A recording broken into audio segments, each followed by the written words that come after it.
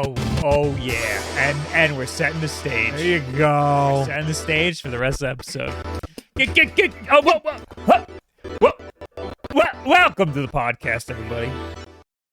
And I'm not muted. Real. There you go. Okay. Hey, that was the whole problem. Actually, the whole problem was Will was watching it on his laptop, and that was the whole problem, right, guys? Hey, podcast, Wolf Den Podcast. We're done podcast with the Wolf Boys and Wolf Den Podcast.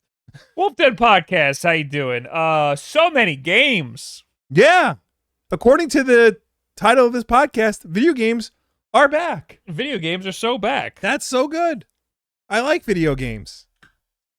You know what? And this is a little controversial. Me too. Really? Yeah. Oh, but as a YouTuber, I thought you just hate all video games. Well, yes. Yeah. You know, I do. And we're gonna talk about all the ones that you should hate because you just listen to everything we say.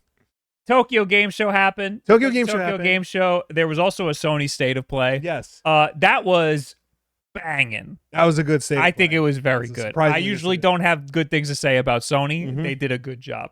I had no idea Xbox had anything going on until you put it in the notes. So, yeah, I guess we'll talk about what Xbox has. Yes. And like it was an eventful week for video game news. We finally have confirmation on a price we've been waiting for a highly anticipated handheld. Oh yes. We'll get into that. We say goodbye to somebody who did not take a picture with me at E3 2019. He's still alive. Still alive. Somehow just still alive. He's just not gonna be. It's just I'm never gonna get that picture with him now. We have a controversial sale of the second largest third-party video game company in the world. Oh yes. I'm sure we had thoughts on that, and a lot of other just quick hits that we can talk about that I thought were interesting. Yes, it's gonna be such a banger episode. Yes. Will. Before we get into that though, there's some free games if you have PlayStation. Yes. Plus. This was announced in the State of Play. So next month, October is tomorrow, but on the first Tuesday of October. It is? Yes. The first Tuesday of October, which is next week's WULFF Den Podcast, you will be able to get these free games if you are subscribed to any tier of PlayStation Plus, including Alan Wake 2. Sorry, we said two games at once. Alan Wake 2. Alan Wake 2 for the PlayStation 5, Goat Simulator 3 for PS4 and PS5, and Cocoon for PS4 and PS5. All bangers, I'll say it. Goat Simulator 3, I mean, it's like a meme game. Like it's a fun little romp for like a little bit. It's not winning any awards. Well, I mean, people genuinely love the original Ghost Simulator. Yeah, fun fact, not a game fact, but a fun fact. This is actually the second Ghost Simulator game. They just skipped over 2 and just named it 3. I actually did not know that. Cocoon is a game I always see the box art for. Can't tell you anything about it. Now I'm having a stroke. I remember this game being really cool, but now I need a refresher. Yes, so it's a isometric. I want to say Metroidvania. Isometric puzzle adventure. This won a lot of awards when it came out. This was like a big deal. Right. This looks like a game that would be nominated for and win awards. Who made this? Annapurna published it, and Geometric Interactive developed it. Geometric Interactive does not have a Wikipedia page. This was a big deal game. This was people like this game a lot. So 3 bangers, I'll say. Yes. Alan Wake 2, we covered it on the backlog. Didn't play it, but it's one of those games that I'm very surprised you didn't play it. I want to. You really like the first game. I do. One day. I told Bob this over the weekend. I bought Resident Evil Village. I bought Resident Evil 7 and 8 for Steam Deck because I'm committed to playing and beating that game before Requiem comes out. That is my goal. Once I finish. Did Requiem come out? February, I think. February. Okay. That's once time. Once I finish the story mode of Mortal Kombat 1, which I'm not that far away from doing, I'm going to play and finish Village. I don't know what I'm gonna do because I would love to play the Resident Evils that I haven't played, but that's a lot. And I also want to play Death Stranding. I'm back. I got a huge backlog. See, I'm gonna use my little cheat code for playing video games. Watch a YouTube video? No, because I'm a man. You set it to easy. Okay.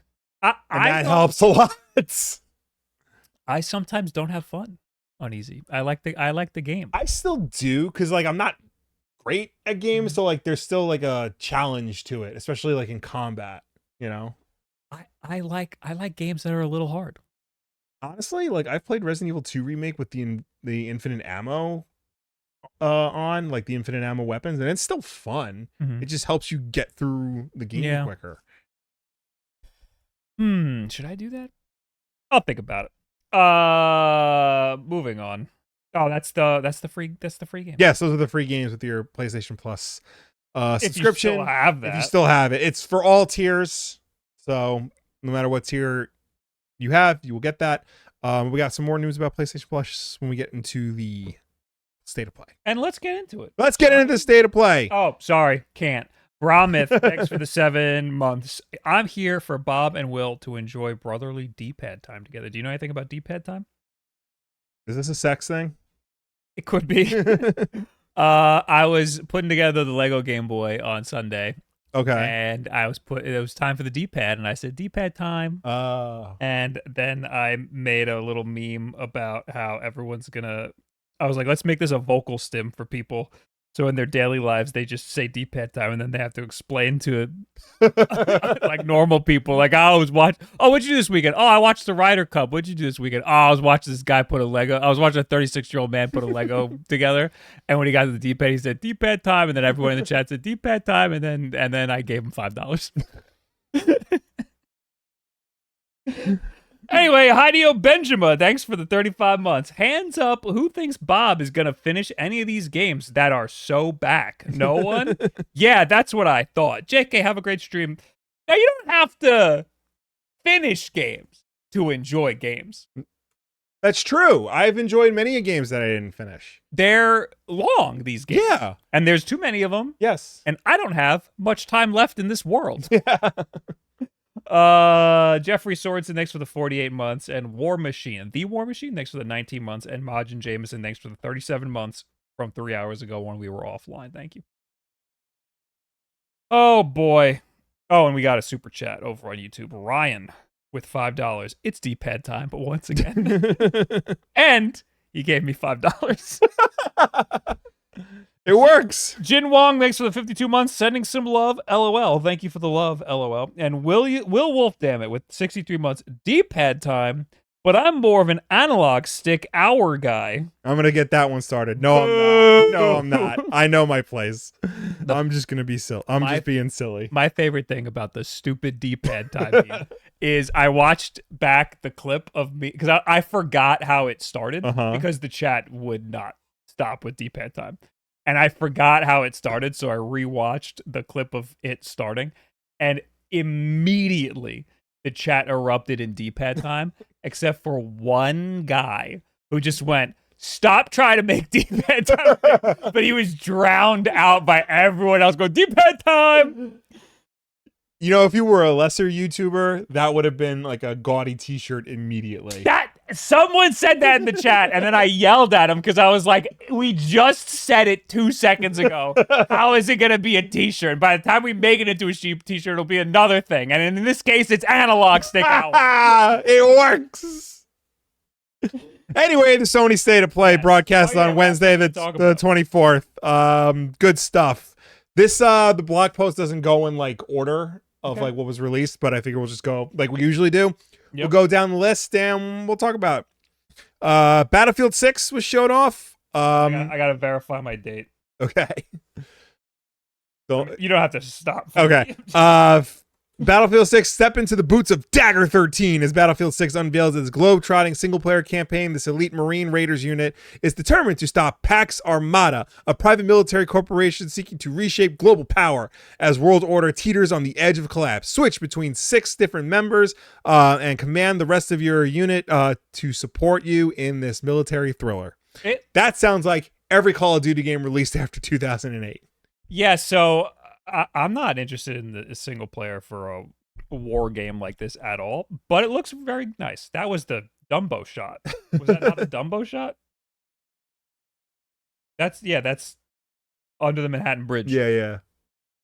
That's like the iconic Dumbo Yeah. shot. Anyway, uh, I'm interested to try this multiplayer again. I played it a little bit and I liked it. It was fine. But Yeah, I'm hearing good things about it. People seem to like the multiplayer a lot.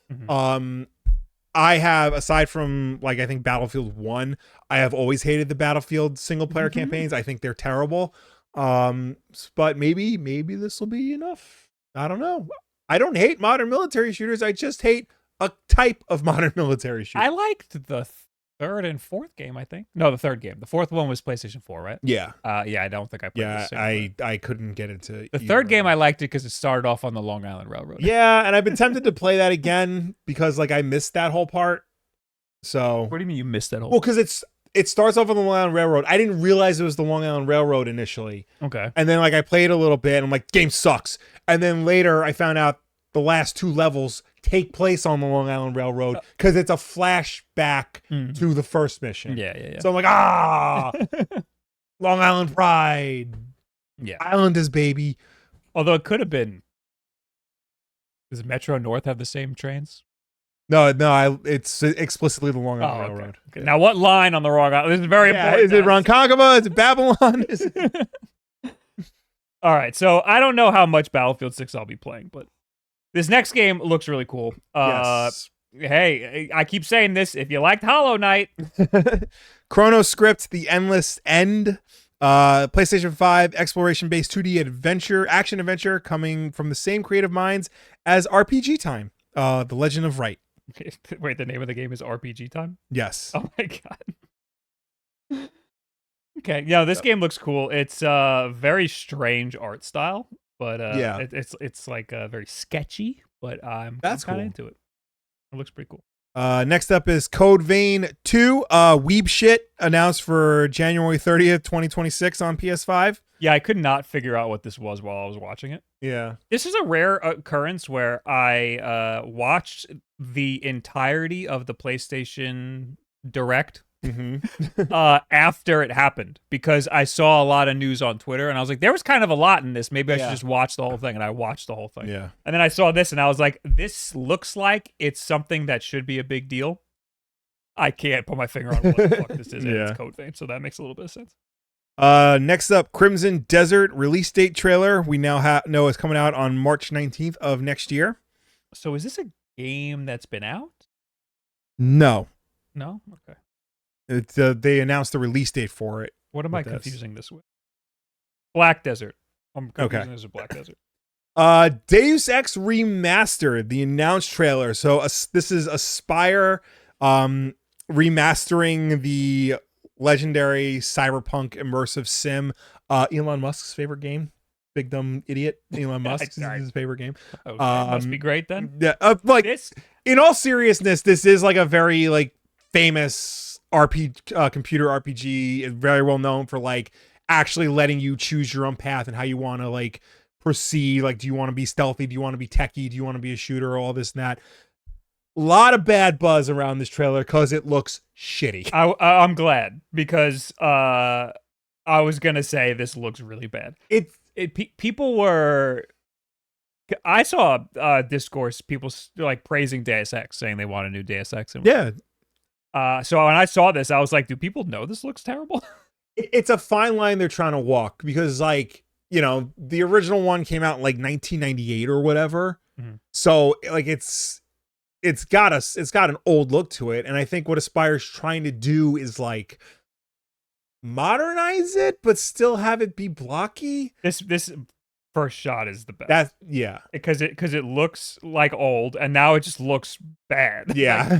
like they're trying to guss it up a little bit, but like it's not worth it. Let it look old. If you're barely gonna do anything, just let it be old. Yeah, because like I've seen like Night Dive is really good at this. They'll like let the game look like it did back in the 90s, but like tweak it in certain ways where like it doesn't affect the overall aesthetic to it. You know what I mean? Yeah, give me Like their Turok remasters are a good example. Give me 16:9. Mm-hmm. Maybe modernize some controls a little bit, but if you can't make it look like if you can't make it look like modern, or at least a little bit, then just give me the old graphics. Yeah, you either want like, the Ocarina of Time 3D where like the graphics are like overhauled and look like how you remember it, or you want something like, whenever they re-release Doom where it looks like as it was, Yeah. So, I mean, hopefully it plays fine. I don't know. It's good that it's being preserved and you can get it now. Yes. Dynasty Warriors 3 Complete Edition Remastered. This blew my mind because no one's safe. Yeah. Dynasty Warriors. This is a remaster of the PlayStation 2 Dynasty Warriors 3. It comes out next year on March 19th. Because we don't have enough Dynasty Warriors. No. We need to remake an old one. Yes. In Unreal Engine 5. So 50-50 shot it'll work. Next up, the God of War 20th Anniversary Limited Edition DualSense Wireless Controller. I think it looks cool. The last one looked really cool too. Yeah. Sony really stepping up their game here with their limited edition DualSenses. All right, it's just a red stripe on the side. I know, but like, but it does look no. The buttons are inlaid with red. Okay, I mean it does look cool. It does look cool. Like it fits. Sometimes It's not overdone. It's like simple and classy. Gran Turismo 7. Kazunori Yamauchi, the producer of the series, joined the State of Play to announce that as of June 2025, the series has sold over 100 million units globally. And to celebrate, GT7 owners can enjoy a spec-free update for the game coming in December.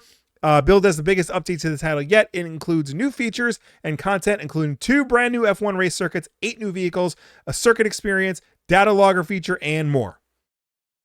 That does look really cool. This little visualization where it shows you like I don't know what this is, your speed or whatever, but yeah, it shows you the track and like where you were on it. Like that's cool. Yeah. That's really cool. Yeah, talk about a series that is for like the biggest nerds. Yeah, this is a nerd game. Halloween. IllFonic brings to life the iconic horror series in the world of Haddonfield to interactive life on September 8th, 2026. Players can enjoy a standalone single-player story or a dynamic asymmetrical multiplayer matches where you play as the boogeyman himself, Michael Myers, or a resident intent on stopping his nightmare rampage. If you've played Friday the 13th or Texas Chainsaw Massacre, you've played this game. Is this by the same people I who made think IllFonic had a hand in those games. Like it's the same. Dead by Daylight type shit. Yeah, we're like more so like Friday the 13th, where like you play as like the teenagers and one person plays as the killer. Yeah, isn't that Dead by Daylight? Is it Dead by Daylight? What's the zombie one? Dying Light. Yeah, no. Yeah. Dead by Daylight I think is the same as Friday the 13th. Okay. Yeah, I mean, it does have some like interesting aspects to it. Predator Hunting Grounds, that's another one. Mm-hmm. Where like the teenagers, like they actually have to go from house to house and warn people about Michael Myers. And they can, like, the residents either believe him or don't believe him. As Michael Myers, you don't just kill the teenagers, you also have to kill the NPC residents. And you do have some cool like abilities that like sort of make up for his like weird spirit mode. Yeah, because like, you know how in like these movies he just appears out of nowhere? Yeah, that's the gameplay equivalent of that. Okay. That is a little bizarre. Yeah, but I get it. I mean, it'll be interesting to see. I fucking love Halloween, so maybe I'll check this out, but who knows? Maybe it'll be free on PlayStation. This will 100% be a free PlayStation Plus game. Oh, what's Mr. Beast doing? Would you risk dying for? Okay, no, I won't. Mr. Beast. Oh, is he setting more people on fire? Yeah, what's that? I saw like a clip, like stay in this burning building, win $1 million. Yeah, that's what I got out of it. That's like fucked up. That's like not cool. That's the plot of a Saw movie. Yeah, that's literally just Saw. Anyway, Last Epoch. Last Epoch, journeying into the world of Etrian, traveling across distinct eras of its history, alone or with up to 3 companions in an online co-op game. Lost Epoch, newly confirmed for the PlayStation 5. Okay. Yeah. There you go. Wait, hold on. I missed all. Oh, it's okay. What? Is it a multiplayer? Yes. It will launch alongside its first major expansion, Lost Epoch Ori Boss. It actually looks pretty cool. I don't hate it. Yeah. If it's multiplayer. Next, Let It Die Inferno. Roguelite survival action game out on December 3rd. I feel like that's all you need to know. You encounter other players as well. Okay, cool. Next up is Wolverine. Wait, this game did look cool, though. I remember seeing it during the thing, and I liked it for some reason, but I don't remember why now. Probably survival multiplayer. I like multiplayer games. Wolverine was the big one. Wolverine was the big one. Out next fall on PlayStation 5 from Insomniac Games. More of a linear level-to-level based game than Spider-Man, which I think is fine. You get to journey to different locations in the Marvel Universe, like Japan, Madripoor. You encounter characters like Omega Red and Mystique. It looks like you play as Mystique at one point in the trailer. How do you know that? Because, I mean, when you get to the Mystique part, that looks like what like gameplay would be, I guess you could say. I don't remember the Mystique part. Here on screen, you see Bob showing like the behind-the-scenes trailer. Liam McIntyre, TV's Spartacus, is playing Wolverine, which is cool. He's a good actor. Also, Australian. Apparently only Australians are allowed to play Wolverine. Yeah, it was funny to see. So they basically just had like a dev diary. Yeah. It was funny to hear them focus really heavily on the gore of the game.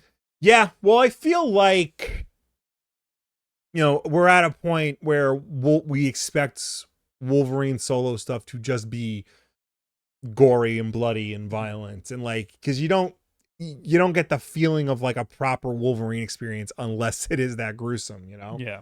So I'm interested to see how health works and stuff.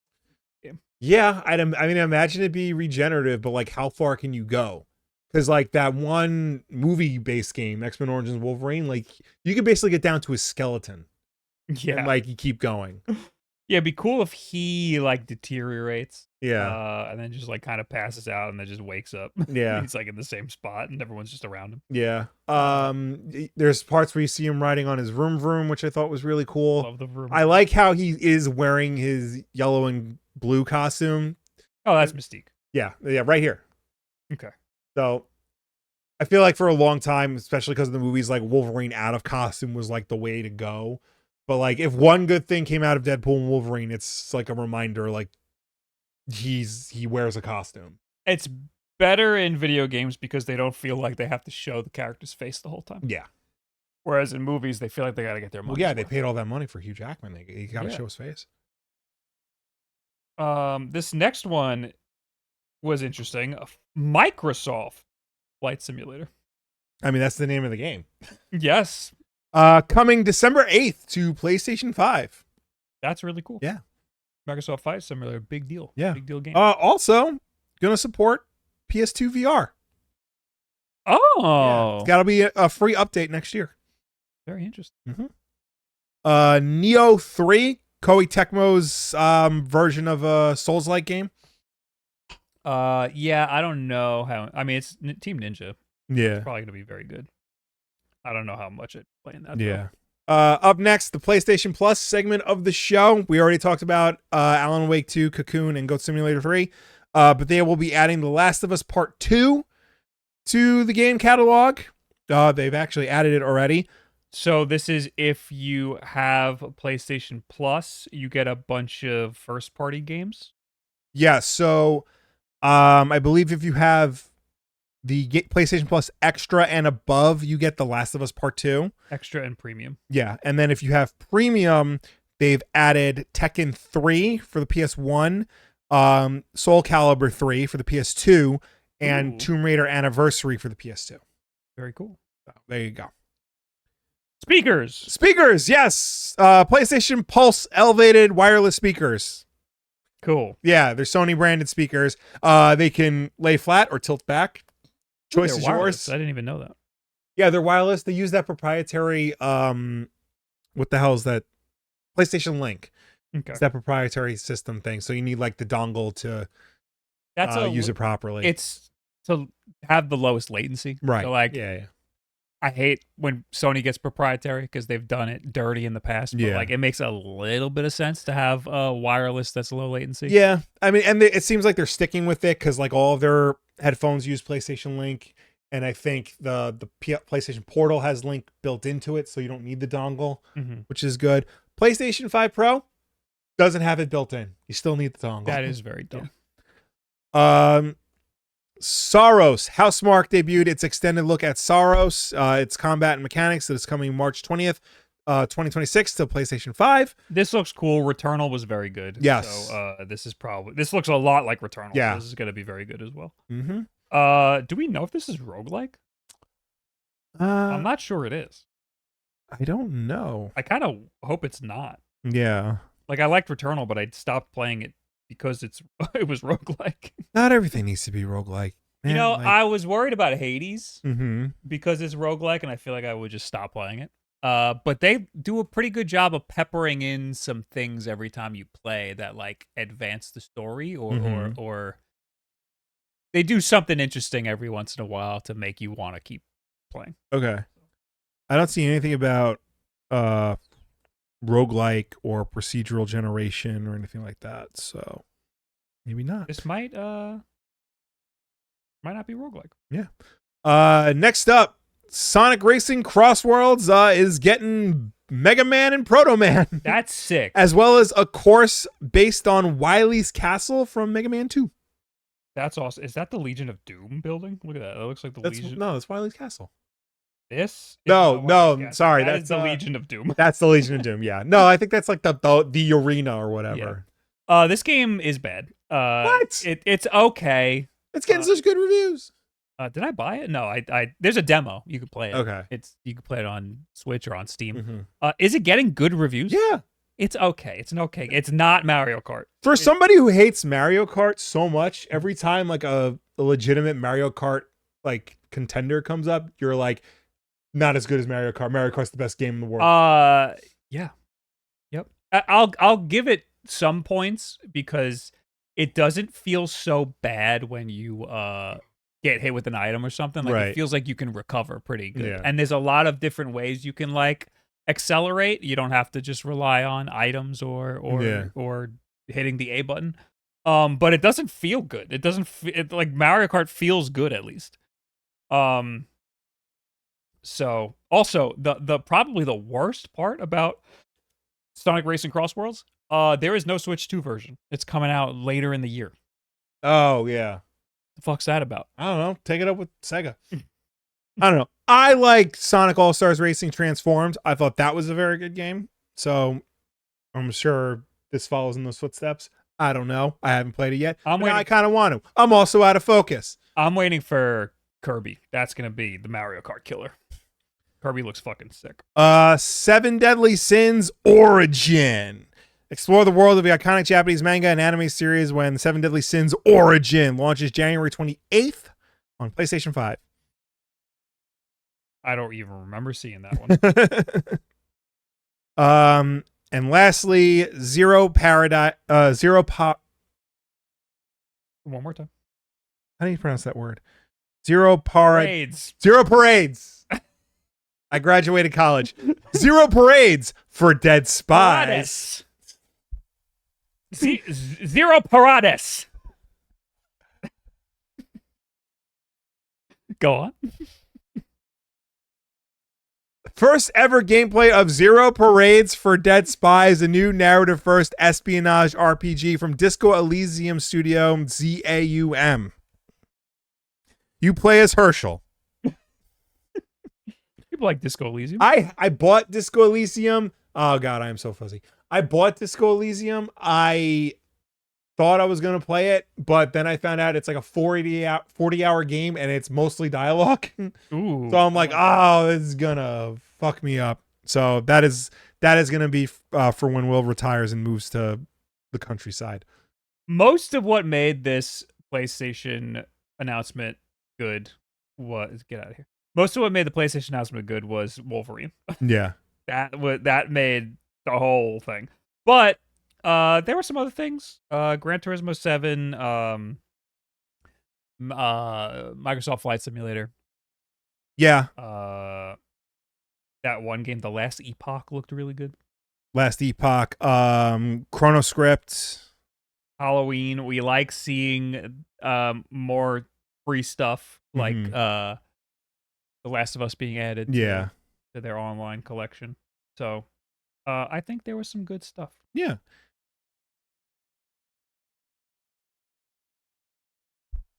Anyway.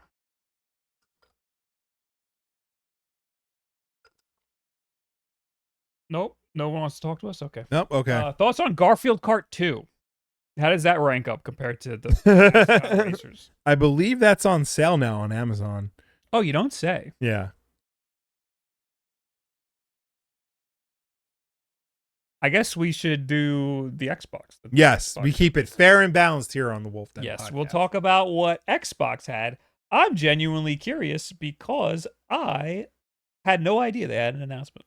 Yep. So they were over at the Tokyo Game Show. They did a broadcast. And boy, howdy, let me tell you, they were definitely pandering to the Japanese audience. Focus on that man. Hi, hey, it's me. Okay, hey. Okay. I mean, even the PlayStation announcement, there were the whole thing was in Japanese, basically. Yeah. Well, okay. So, run down the blog posts, starting with the Xbox creative teams. Age of Mythology: Heavenly Spear offers a new look ahead of the launch. Age of Mythology Retold's next expansion, Heavenly Spear, takes players to Japan. Ooh. Where they'll encounter new gods, monsters, new powers, new story, and more. Brand new 12-mission campaign focuses on Yasuko, a farmer's daughter who takes on a new destiny when she discovers a magical spear. So, there you go. If you like your Age of Mythology, it's coming to Japan. And farming. Yeah. September 30th. That's today. Call of Duty Black Ops 7 introduces its Japan set multiplayer maps. Yay. They added Japan area in one of the battle royales. Okay. And everyone went, ooh, Japan. So I don't blame them for... So there's Toshin, which offers a look at 2035 Tokyo. There's Den, which offers countryside Tokyo. And there's a map centered around a Japanese castle that's repurposed as a guild base. So there you go. Black Ops 7. Japan. Very Japan. I heard not the best things about the multiplayer. Yeah. I only saw a little bit, but there's a kill streak where you can see through walls and shoot people through walls. So that sucks. Yeah. And then I just heard like the movement is like basically the same, and it's not like any different at all. So, I mean, I guess we'll see when the game comes out, but I think they added the blackout map or something to the battle royale, the blackout mode, right? But like nobody liked that. Like that map wasn't like it's just amazing. This is such a weird Call of Duty release because it's like we're getting another Black Ops a year after a Black Ops ready. They've never done that before. You know, we were under the impression that like Microsoft would let Call of Duty take a break, but nope, that train's got to keep on rolling all night long. And yeah, I think this might be a bad selling Call of Duty. I would love bad in the grand scheme of things. Like it's still going to sell more than most games. I was about to say I would love if Battlefield sold more, but maybe not. Well, we'll have an article about that later. Yeah. Next up, Fallout 76 developers thank the Japanese community. That's it. That's all they got. They're coming to Tokyo Game Show to go, thank you, Japan. Yeah. Forza Horizon 6 will take place in... Is it for real? Yes, it's for real Japan, yeah. Oh, God. Forza Horizon 6 closed the show by announcing that the beloved open world racing series will return next year, this time going to Japan. honest, I mean, Forza Horizon 6, I'm very excited to have another game to test on all my Xbox handhelds. Yeah. For 2 seconds at a time. Yeah, there you go. There's Mount Fuji. Christ.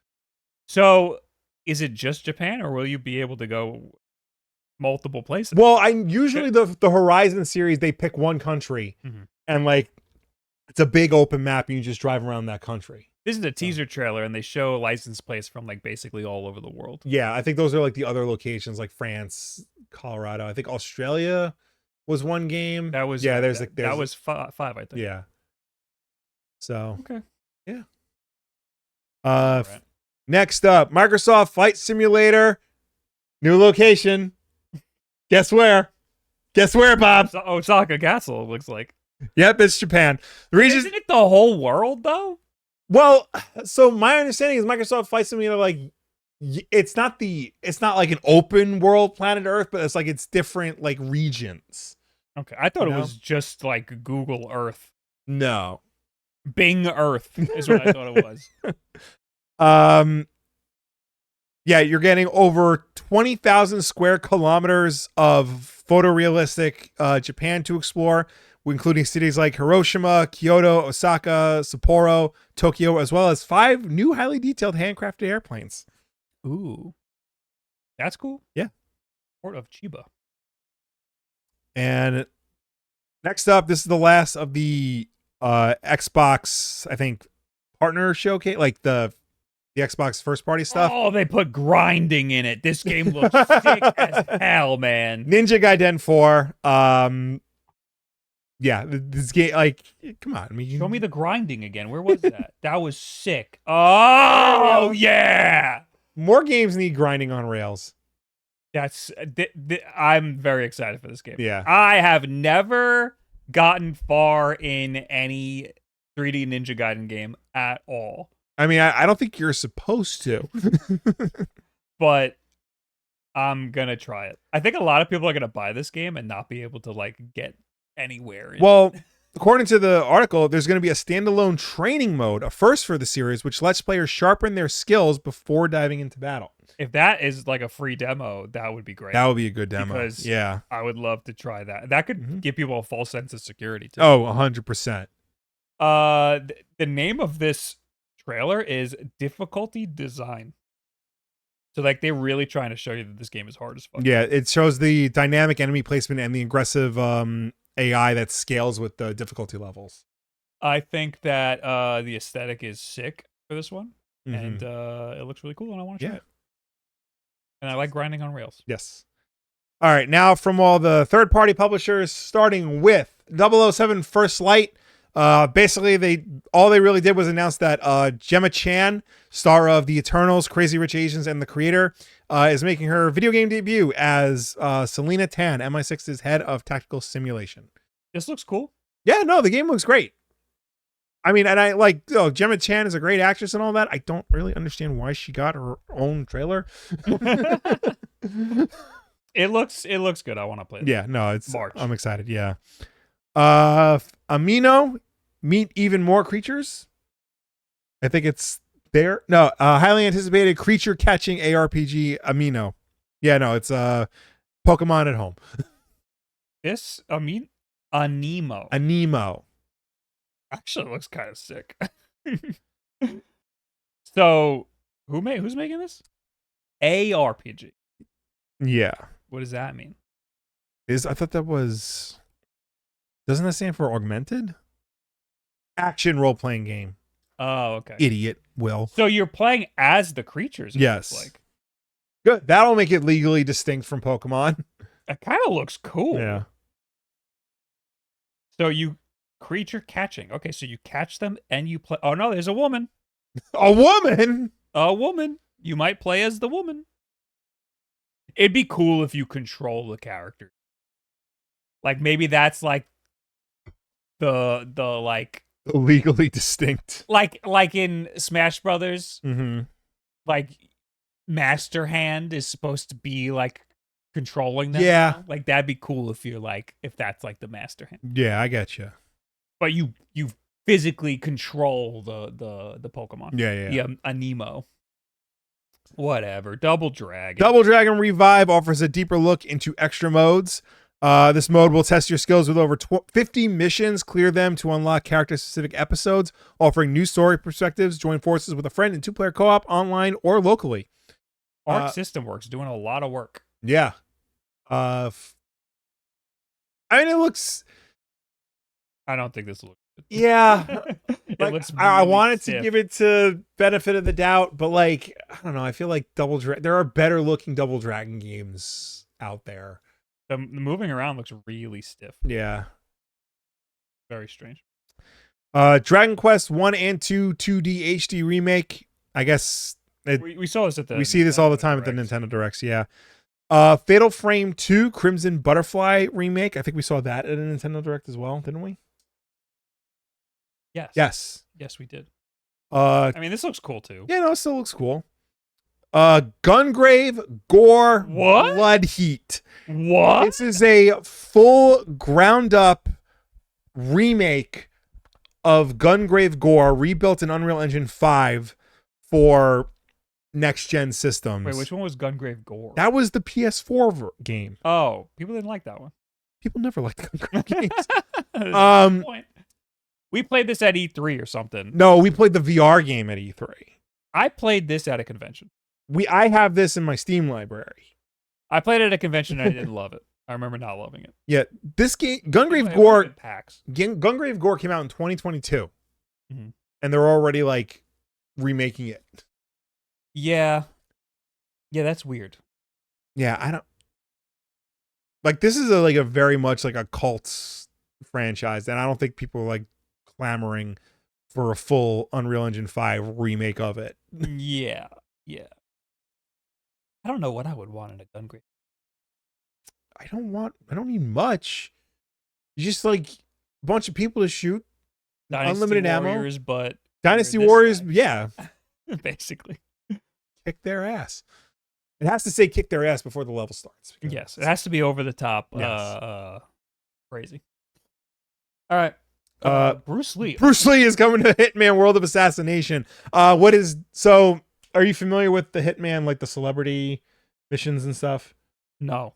So, What were the other ones? Sean Bean, Gary Cole, Mads Mikkelsen, Gary Busey. I didn't know any of this. Hitman has done like celebrity guests like missions before, and the mission is always like you take out the celebrity. The celebrity is your target. Yeah. In this, Bruce Lee is your assistant, and you are helping him take out a target.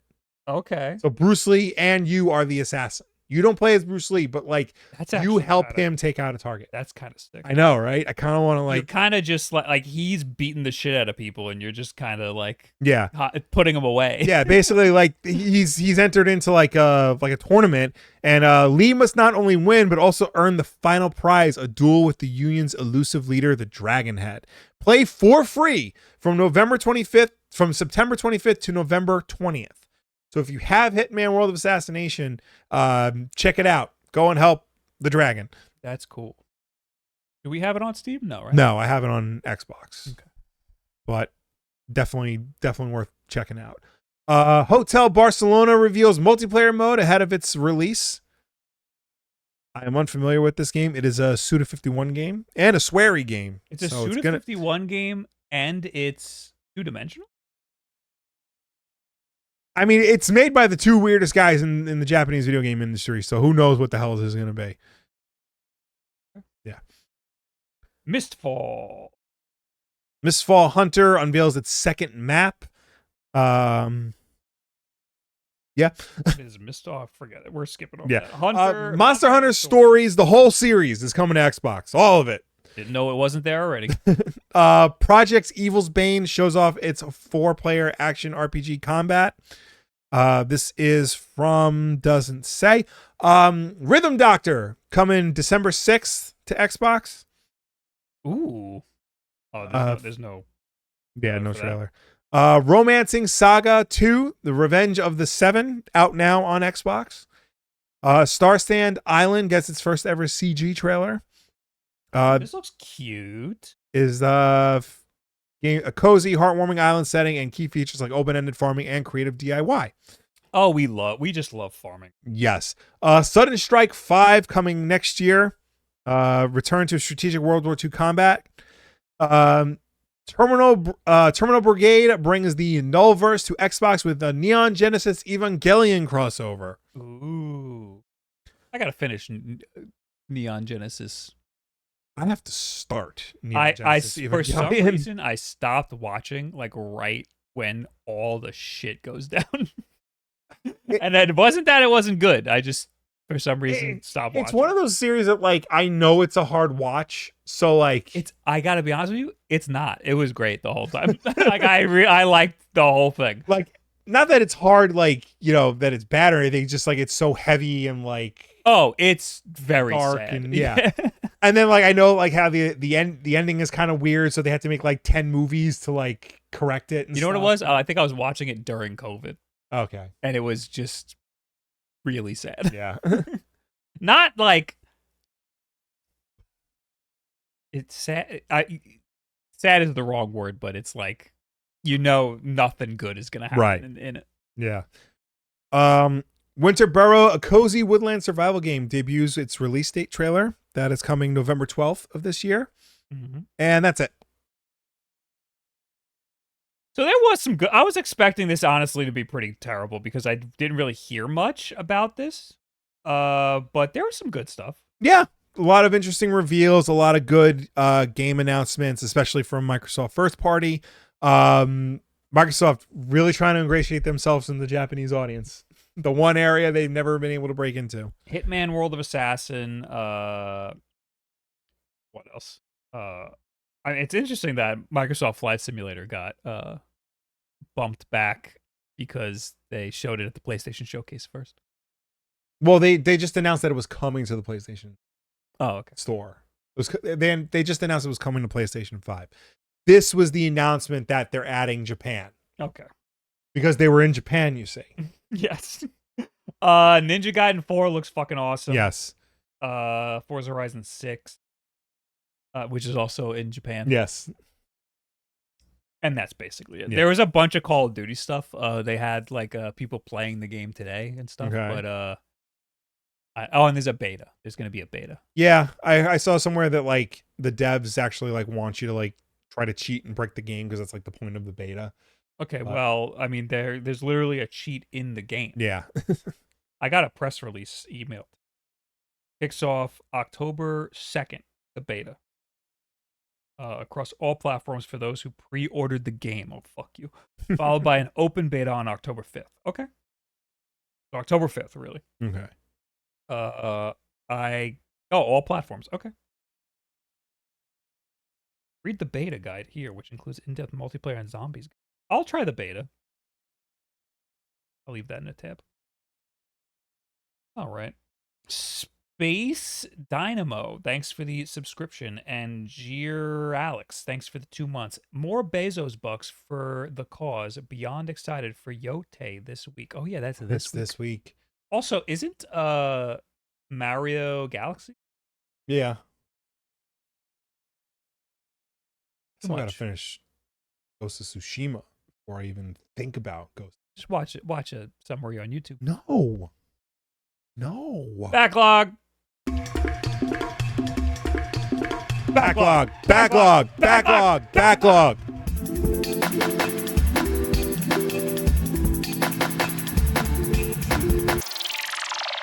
Hey guys, it's us, and it's backlog time.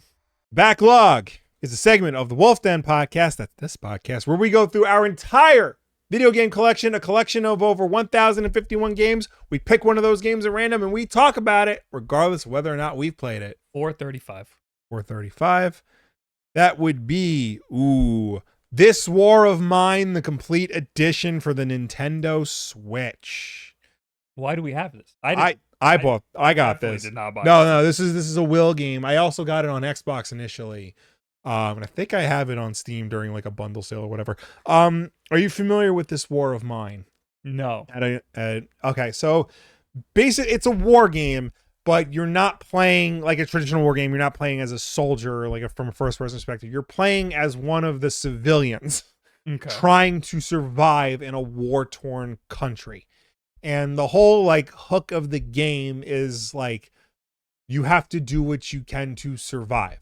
So you'll come across scenarios where like you have to go into an abandoned store and root for supplies, and you could run into other survivors, and there could be friendly survivors or they could be enemy survivors, and like you can do things like engage in combat, you can hold them at gunpoint, you can steal the food, you can share the food. It's all like actions like that. It looks like a point and click game. It's not. I mean, it looks like it, and it's got the vibe of it, but it's really not, because like you can play it on console. I played it on Xbox initially. But you don't control a guy.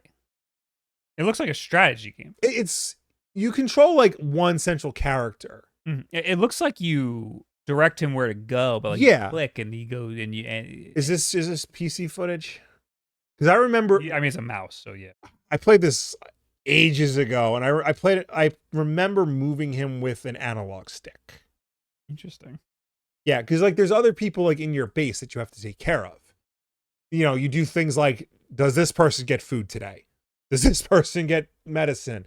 If they don't have medicine, are you going to go and risk your life to go get them the medicine? Things like that. Oh yeah, this is way different. You are controlling him with a thumbstick. Yeah, it's a very like heavy game. It's a very dark game. It really like this completely changes the game. I know. Like I tried for a while to like get into it and like really like get engulfed in it, but it's like really difficult to do, because like from the jump, like it presents you with like all these like harrowing things that you need to do in order to like, you know, step foot into the world. You know, and it's scary because like there could be air raids dropped in any moment, and you have to like hide from that. You can, you know, there could be soldiers who are much more powerful than you, and you still have to go out and get supplies and like build up your base. So how far into it did you get? Not far at all. I think I played like 2 hours of it. Were you into it or no? It was hard for me to get into it because I was playing on a couch. Okay. And I feel like this is the type of game where you want the screen to be close to you so that you can like get better like engulfed into what's going on. So like on a PC, like where the monitor is like this far away from you, or like in a handheld. Because when you play on a console, like the TV is like 10 feet away from you. That does affect the experience. Well, you could play handheld. Yeah, and I have it on handheld. So on PC, it got an 83 on Metacritic. Yeah. I want to know what it got on Switch, because it feels like a different game. And it's hard. It's difficult because I think like the console 80. versions are like called something different. Like on Xbox, it's called This War of Mine: The Little Ones. It just says the complete edition. Yeah. That's so interesting that it controls completely different. Well, I mean, it kind of has to, right? You're going from a mouse and keyboard to a controller. Yeah, I guess. But like you're going from like basically a strategy game where you're clicking around and, you're able to see more of the world because you're just moving around and clicking on things and getting information about it and stuff. And in this one, you are the guy roaming around. Yeah, that's like totally different. Anyway, so is this a recommend? You only played it for 2 hours. I don't know if it's a recommend for like a very specific type of person. Like if you're more into strategy games, then definitely check this out. If you want like a very like, I wouldn't say this game is fun.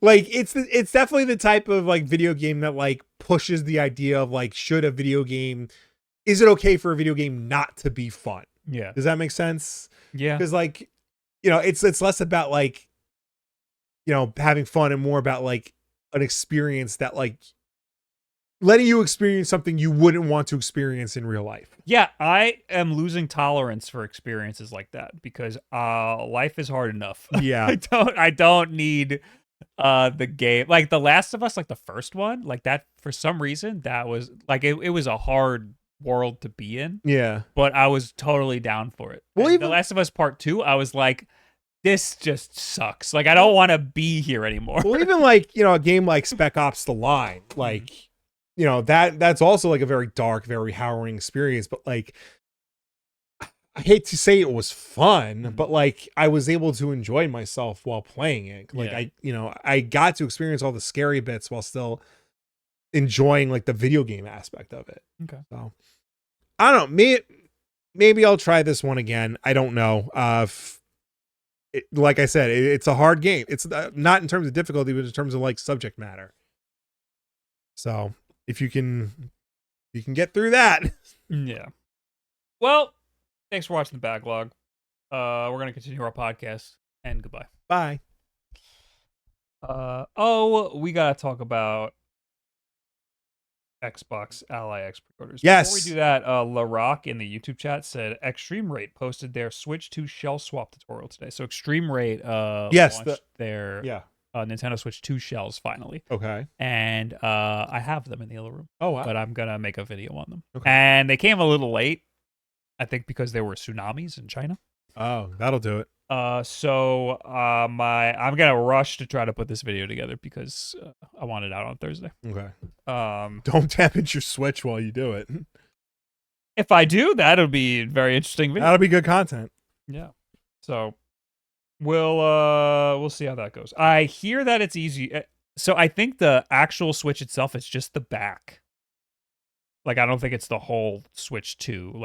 Okay. But the Joy-Con, it's a Joy-Con shell swap, which sucks. Those suck. But I hear it's a little easier than the original Joy-Con. But okay. We'll see. That's good. We'll see how it goes. I'll do it tonight after the podcast. Anyway, let's talk about the Ally. While you do this, I want to try to fix your camera. Okay. Microsoft and Asus have revealed the price points for their two models of the PC handheld, the Xbox ROG Ally, and unsurprisingly, they're not cheap. Launching on October 16th, pre-orders are now live in 38 countries for the two models, the Xbox ROG Ally and the more powerful ROG Ally X. And they cost $1,000 for the 1 terabyte ROG Ally X and $600 for the 512 gigabyte Xbox ROG Ally. What did we predict? We predicted $1,000, at least $1,000 for one of them. Yeah. I think we thought we landed on 1,000. I remember 800 being brought up for the cheaper model. I was certain it would not be 800. I don't think the cheap. I don't know. I don't remember ever even talking about the cheaper model. Right. But I'm pretty sure we said. I think I said it would not be under $1,000. Okay. And it ended up being pretty much exactly $1,000, which, I mean, that's not a good price. But given the market conditions, I think that's an okay price. Yeah, I mean, I think it definitely makes the $600 model that much more appealing. I mean, $600 isn't great when you can get a Steam Deck for half the price. You know what really sucks? The Ally X is gonna have the Z2 Extreme processor. Yes. The second generation of the Z1 Extreme processor, which is the processor that's in the Ally and the Ally X. So this is the Ally 2, basically. And this processor gets you a whopping 5 more frames per second in most games. So it's a more expensive processor, even though it's second generation. It's a more expensive processor, and it doesn't really even get you that much more performance. Yeah, but I mean, I don't think most people aren't going to think of that. They're going to see it's a 2, which means that's more than 1. And it's got the Xbox brand. Yeah. But the whole reason I brought that up was because I think the cheap one might actually be pretty good. I think the cheap one might just perform as well as the original Ally, which still does pretty good. The original Ally is still pretty decent for like most games. Yeah. So I'm interested to try both because I want to see what the performance difference is between the two. And I think it might be easier to recommend the cheap one to most people. I forgot where I saw it, but I saw a good point. Like $1,000 is expensive for a video game console. Like, regardless of what kind of system it is. And the fact that it's Xbox branded, I think, stings even more. Because now all Xboxes are priced out of what most people can afford. And on top of all of that, you're branding this an Xbox system that technically can't play Xbox games. Yeah, they're the PC version. Yes. And the 8BitDo Pro 3 is now orange. Yes, I did see Sorry. that. I got distracted. I was looking for something else. I got distracted. I was trying to see if you can get the yellow sticks with it. Oh, yeah. It doesn't say what sticks it comes with. Yeah, that's annoying. Yeah. You're right about that. I do think that Xbox is trying to have more parity between their PC versions and their Xbox versions of games. Mm-hmm. And they are adding more PC versions to Xbox Play Anywhere. Like they just added Hogwarts Legacy. They need to be better at that. They should have done this a year ago. Yeah. They're a little late. I should have had this up already, but in the Xbox mobile app, you can like actually sort what is available on PC or whatever.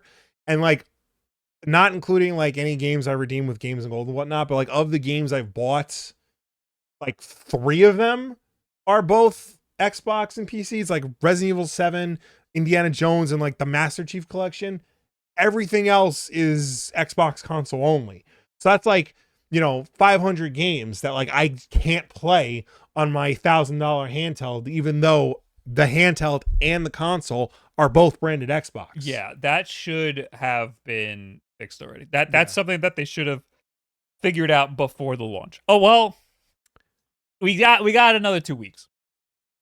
There is no way they're going to figure that out in 2 weeks. No, this is... Honestly, that's what I said when the original Ally was coming out. I got my hands on it a month early, and I said, this thing fucking sucks. And then I was like, this thing's buggy as hell, and the games run like shit, and the UI is horrible. And then a month later, I got it in my hands, and I was like, this thing's actually pretty sick. The games run a lot better. The UI runs a lot better. So there is a slight chance that they add a lot more game parity when the actual thing comes. I mean, they got to do a lot of work here. What if they did it already and all they're waiting for is to flip a switch? I'm not saying that's going to happen. I do. If I had to put money down, I would say most of your Xbox games, none of your Xbox games are going to work. It's just going to be the PC version. If I had to put money down. Like, if it's the PC version, fine. But like, I bought the game. Yeah. Like, I should have some sort of access to the game. Even if you are just giving me the PC version of the game, fine. As long as my saves can like transfer over, which we know they can. Yeah. Yeah. That's how I think that's how it will work in the future. They just didn't do the legwork yet.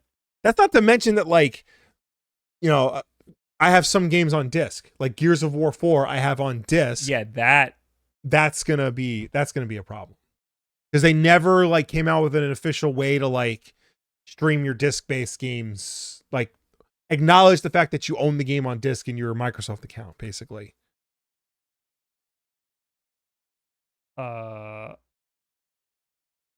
Now, if you were to ask an Xbox executive anything, what would you ask? What's the plan for getting owned Xbox games on PC? What about disc-based games? Yes. Robert, mm-hmm. Do you know an Xbox executive? Not personally, no. Let me just call up Phil Spencer. Yeah. My good buddy. I take back everything I said about you in the past few podcasts, Phil. If Phil Spencer were right here and you got to say something to him, what would you be saying? After, like, my tongue bleeds from biting it so hard, I guess I would ask him, the Xbox consoles have had a very clear lineage for the past like 10 years. You've done a great job of making sure 360 games can be played on Xbox Series and those can be played on Xbox One, or no, the other way around. That you have the handheld market now you're entering into, and there doesn't seem to be a great way to play your Xbox console games on this PC handheld aside from streaming or Game Pass. Is there a plan to allow us to play games we've bought on the Xbox console to be played natively on the Xbox handheld? Something along those lines. I wrote that down, but it was much shorter, the one that I wrote down. Okay, yeah, it's probably better.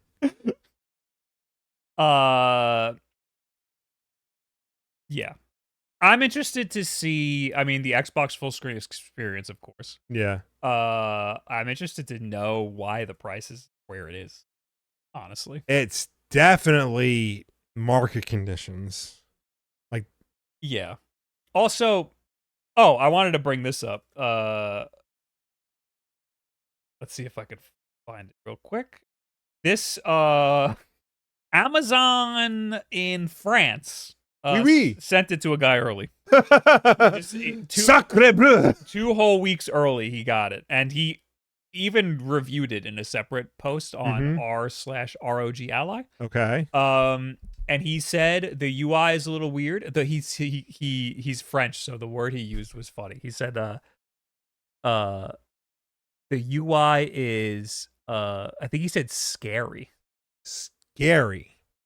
Yeah. I think he meant like it's a little weird to get used to. Okay. But he ultimately liked it and everything ran good. He said it's extremely comfortable, even though it is heavy. Okay. He did say the screen though is a little small because he's been it sounded like he was using the Lenovo Legion Go S for a while, and that screen is huge and big and nice.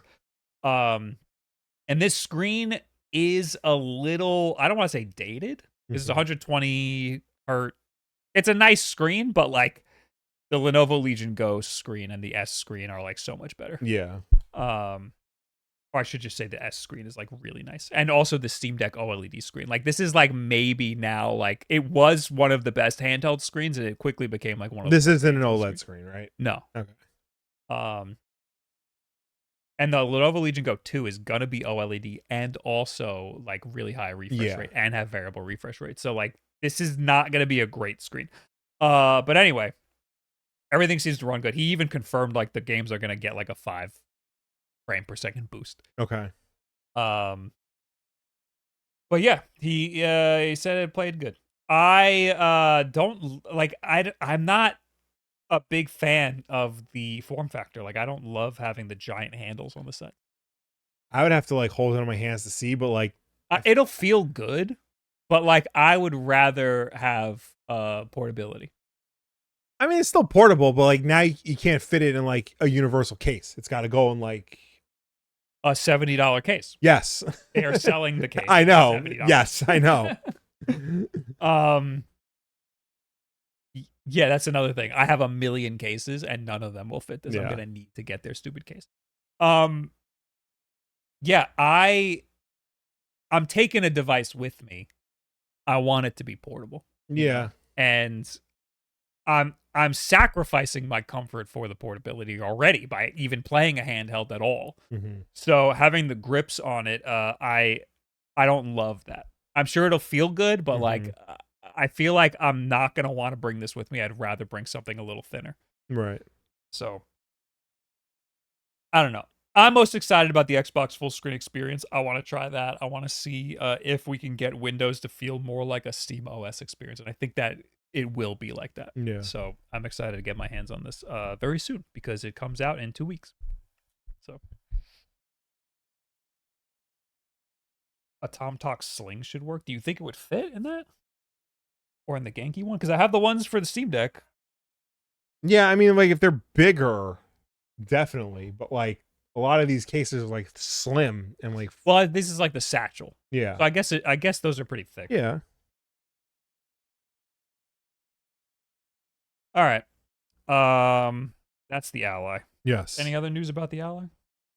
Well, that's pretty much it. No. We did talk about how you can get the Xbox full screen experience on Windows. You just have to like do some finagling. I tried, couldn't get it to work. You have to be like in their insider program, and then you have to be lucky enough for them to allow you to do it. So I'm in the insider program, and I wasn't lucky enough. They're probably going to roll that out like after the Ally launches for everybody. Yeah, there'll be an update probably. Okay. What's next? Doug Bowser. Nintendo announced on Thursday that current Nintendo of America President and Chief Operating Officer Doug Bowser will retire from the company on December 31st, putting an end to 6 years worth of jokes about his surname. Doug Bowser will be succeeded by Devin Pritchard, a 19-year veteran of the video game industry. Pause for a drink. Here he is. Wow. So long, Bowser. Pritchard. Did you see RGT's thumbnail? No. Oh, you read and I'll pull it up. Pritchard is currently Nintendo of America's Executive Vice President of Revenue, Marketing, and Consumer Experience. She joined Nintendo in 2006. One of my earliest video game experiences was playing the arcade version of Donkey Kong, said Doug Bowser in a statement released by Nintendo. Since that time, all things Nintendo have been continued to be a passion both for me and my family. Leading Nintendo of America has been the honor of a lifetime, and I am proud of what our team has accomplished in both business results and the experiences we've created for the consumer. Bowser joined Nintendo in 2015 after stints at Electronic Arts and Procter & Gamble. He was appointed president and COO of Nintendo of America in 2019, succeeding Reggie Fils-Aimé. Getting choked up. Under his leadership, Bowser oversaw the launch of the Switch 2 and the expansion into entertainment ventures such as theme parks and films. In another role update, for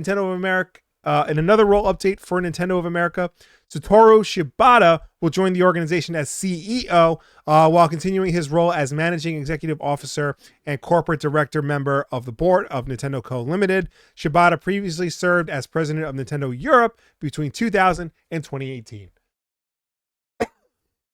The start of the article, so long Bowser. They didn't have the balls to go, so long gay Bowser, like RGT did. Yeah. How long was he there for? He was not there. He was only there. He was there. It felt short, but I feel like we're just old, and he was actually. Well, he started working there in 2015. He became president in 2019. So he's only been like the head of Nintendo of America for 6 years. That's a decent amount. His successor, Devin Pritchard, has been with the company for 19 years, so longer than him.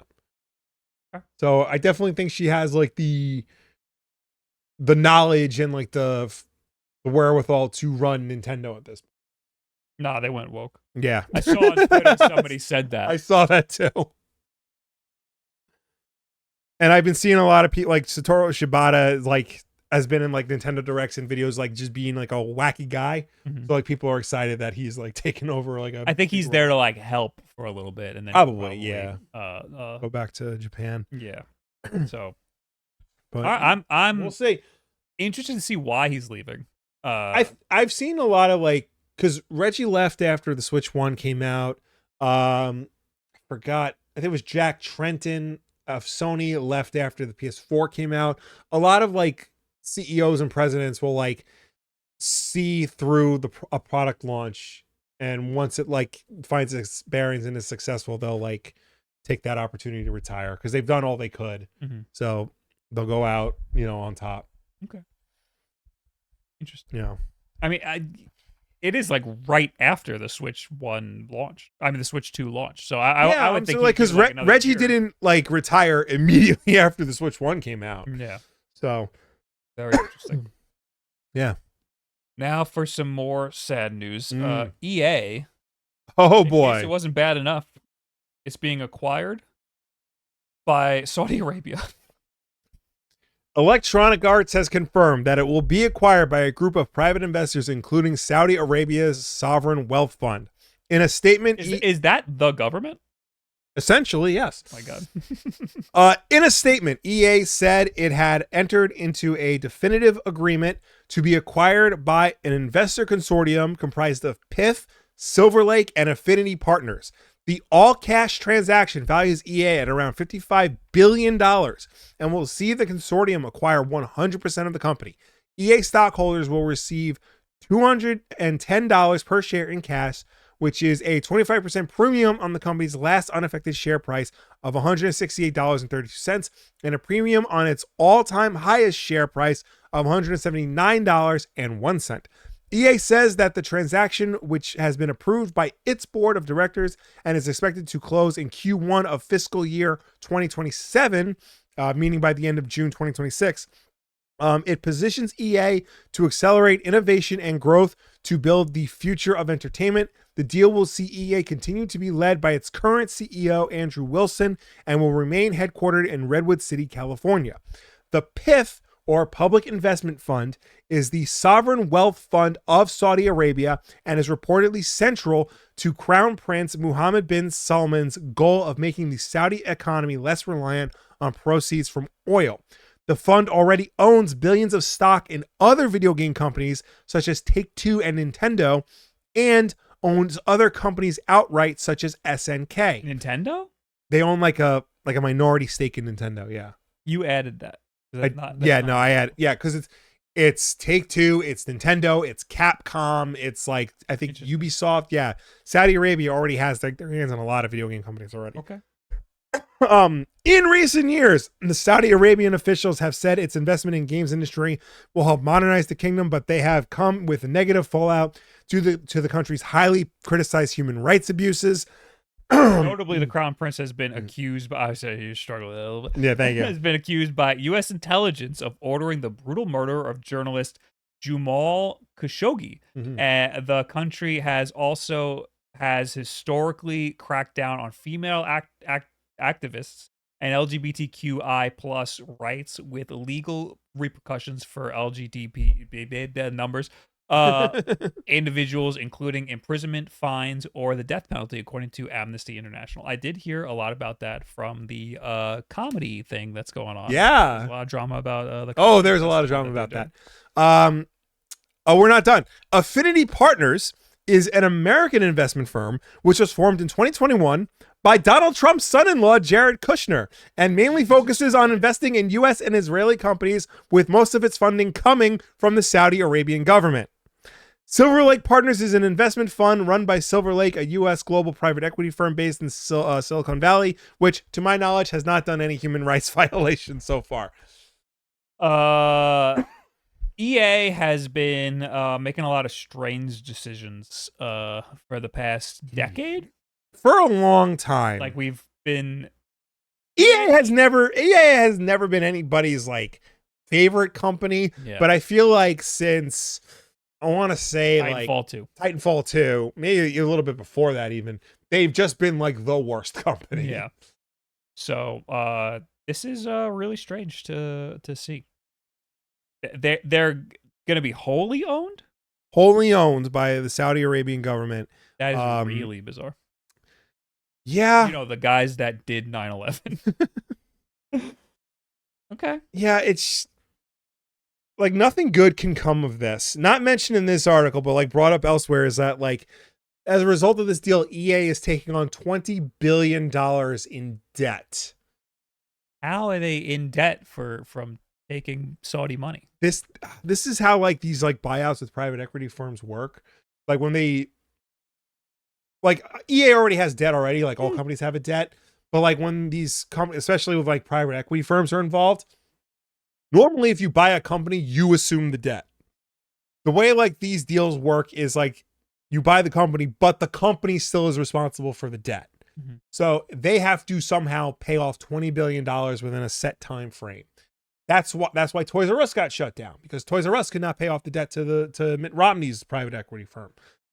So that's what we're looking at. So you're gonna see a lot of layoffs. You're gonna see a lot of games with microtransactions. You're gonna see a lot of like safe bets, like Call of Duty, like Battlefield and Madden, and especially FIFA. You know, you're not gonna see Mass Effect anytime soon. I can tell you that. A game where you could play as a woman and have like, oh, that's a good point. Have sex with like same gender people. Absolutely not. Choice is bad. Yes. In this new world. Yeah. So this is not great.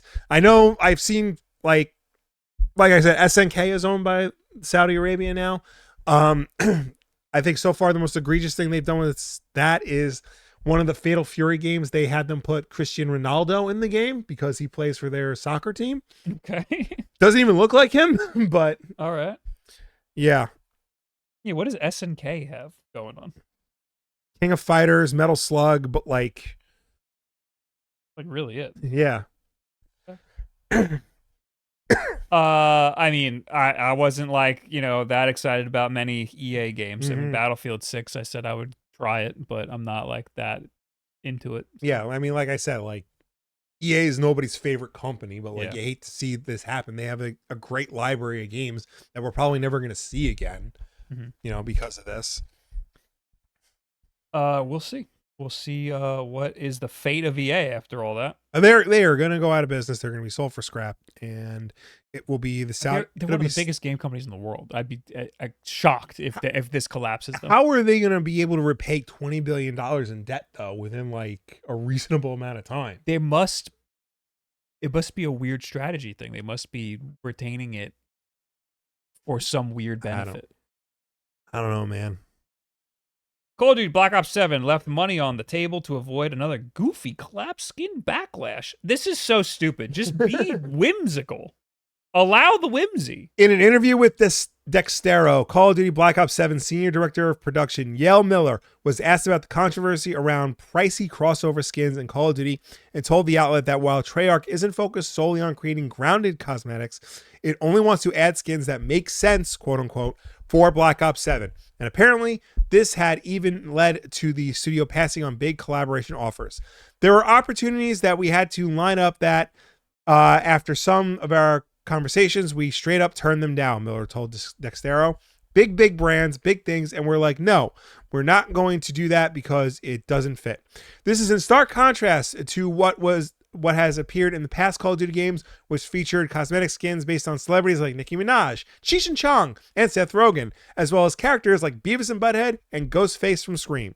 For a few years now, many fans online have been vocally unhappy about these crossovers and yearly franchises focused on futuristic combat and over-the-top weapons. When Battlefield 6 was revealed earlier this year, with a more grounded tone and promises from its developers that it wouldn't be filled with out-of-place celebrity crossovers, it seemingly put a lot of pressure on Call of Duty's devs and publisher to make some changes. And they have, with Treyarch changing its plan to allow skins from last year to transfer over to Black Ops 7, thus preventing the new game from instantly being filled with goofy cosmetics. And devs making further claims that they're going to be mindful of what gets added. It feels like Activision is directly responding to Battlefield 6's massive popular open beta that garnered a lot of positive reactions online. Dextero says Miller wouldn't completely rule out a collab, a skin, or cosmetic bundle, but once again emphasized that the plan is to only include stuff that feels like it fits in the world of Black Ops 7. I hate this, actually. Really? Yeah, because this, to me, is just an excuse to not allow the skins from the last game to transfer over.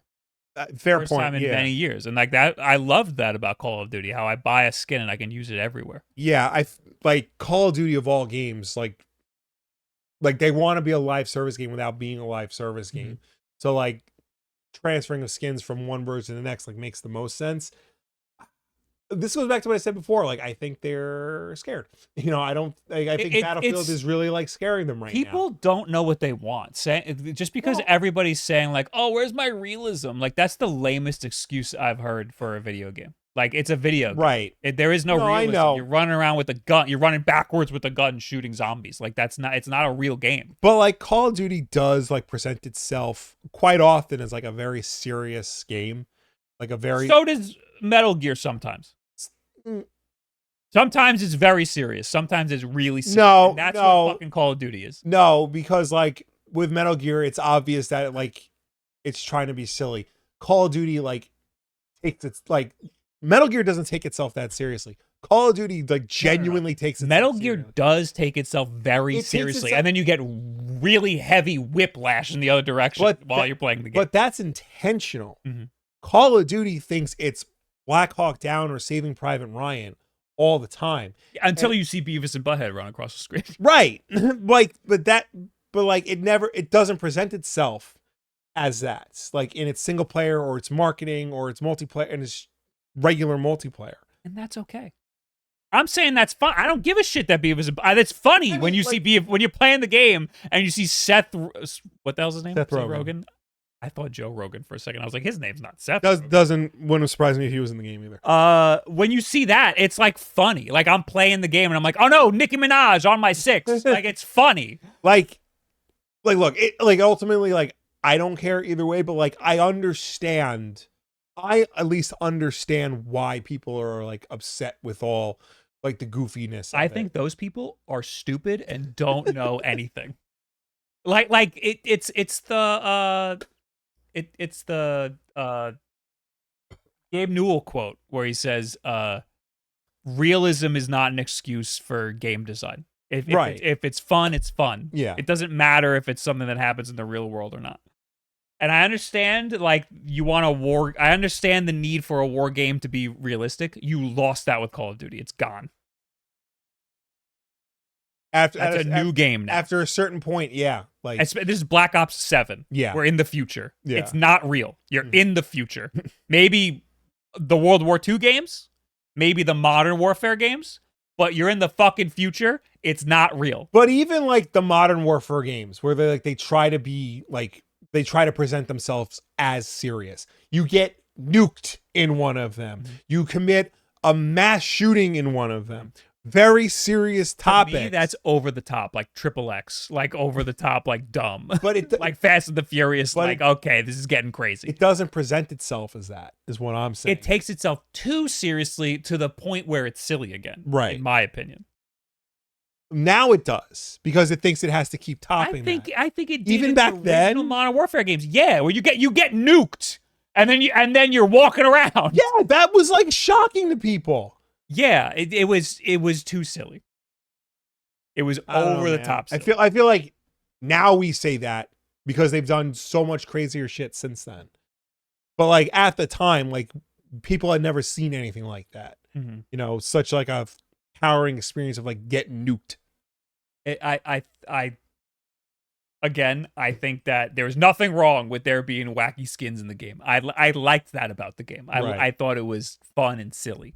And I don't think you can have a Warzone type of game grounded in realism, because then you have Arma and Daisy and not, even PlayerUnknown's Battleground is not grounded in realism anymore.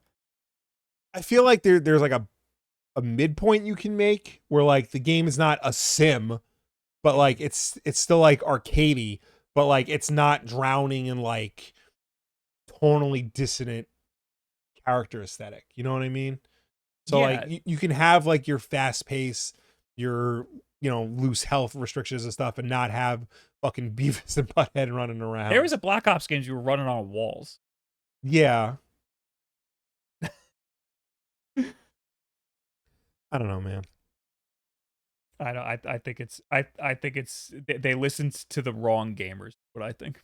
I mean, isn't that all AAA video game companies? They just listen to the wrong gamers. Yeah. What ruined Destiny? I'll say it. Sony is reportedly set to release an updated PlayStation 5 DualSense controller. I love this. Polish site ppe.pl says Sony is working on a revised version of the PlayStation 5 Pro along with a revived DualSense controller. According to their source, the new DualSense controller, known internally as DualSense V3, will launch in November and will feature a removable battery. Although this hasn't been clarified in more detail, wording appears to suggest this doesn't mean the ability to use AA batteries, but rather a rechargeable battery similar to that already in the current DualSense controller, with the ability to replace it with a new one or potentially one with higher capacity if needed. The report says the revised DualSense will be released in November and will replace DualSense controllers currently on sale at retailers. That is great. It should have launched like that. Yeah. I don't understand why it took them this long, like version 3, 5 years into the console's life cycle. That is people's biggest complaint with the DualSense controller is changing the battery. Yeah, I think people like the fact that you just plug it in and recharge it and you don't have to like eat through batteries like an Xbox controller. My biggest complaint with an Xbox controller is you buy one and you have to use AA's. But I think in the long run, AA batteries are AA batteries. You'll be able to buy them until the heat death of the universe. You know, with a proprietary battery like the DualSense, if once that battery dies, you have to like special order one or like hope the one you buy on Amazon isn't going to leak on you. Yeah. So I think there's like pros and cons to both. I think having it much more easily removable would be great. And if they can if they make the battery so that you can use it on like the DualSense 2 when that comes out, like that would be great too. Like have Yeah. it be a forward compatible battery. That would be great. Resident Evil Requiem devs say they can't tell if the game's actually scary anymore. Resident Evil has been one of the video game industry's quintessential flagship horror games for years now, but its development team continues to search for new ways to freak people out. A few of its leaders admitting that they're not always 100% certain of Resident Evil, if elements of Resident Evil are actually scary anymore. I'm doing great. This comes from an IGN interview with director Kinoshi Nakaishi and producer Masato Kuwazama at Tokyo Game Show 2025. IGN asked about Resident Evil Requiem's new protagonist Grace and her differences from more action-oriented stars like Leon Kennedy. That led to a discussion of why the series was pulling back on heavy action elements in Requiem in contrast to the very action-heavy Village. But that led to a follow-up question where Nakaishi was that led to a follow-up question with Nakaishi about the other side of the coin of trying to outdo their own scares with each new title.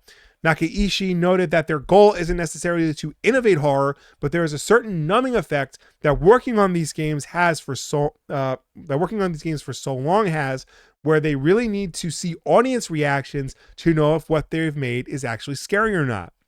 We've made so many of these that we can't tell anymore until someone else plays it, he said.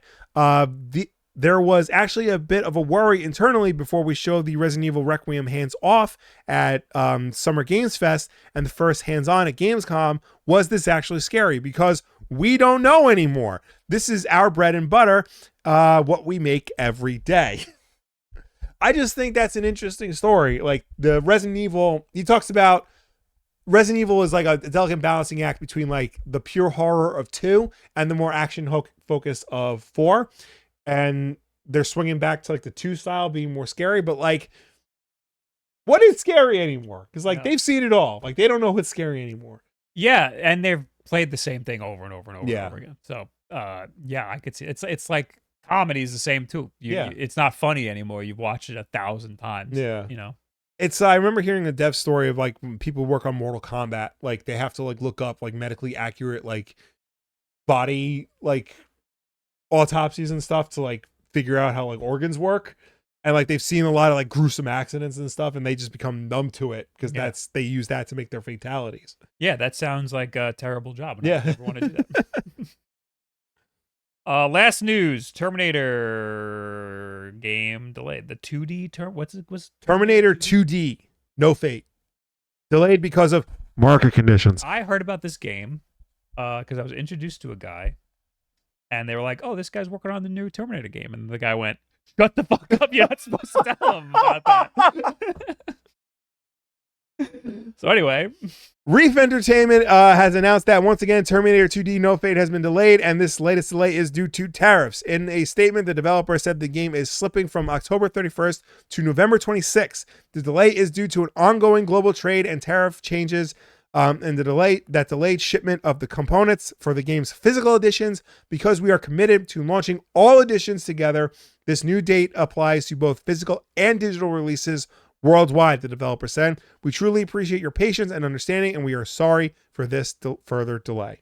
interesting. I was curious about this because I was like, "Isn't this game digital?" But I guess Yeah, I mean, it's the perfect digital game, but like they have like a physical collector's edition, you know. I commend them for wanting to keep it all released at once because it is Yeah. really annoying. Like Hades, the physical edition comes out in like a month. Yeah. That's kind of annoying because then Yeah. a lot of people are buying it twice, Mm-hmm. and that's better for them. Yeah, But Yeah. I wonder how many people would just opt to get it digitally and not even bother with the physical. I mean, we see all the time digital sales are on the rise.